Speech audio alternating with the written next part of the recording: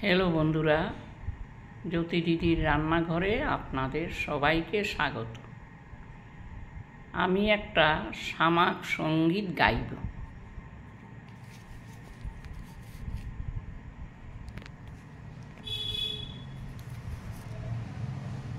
সকলই তোমার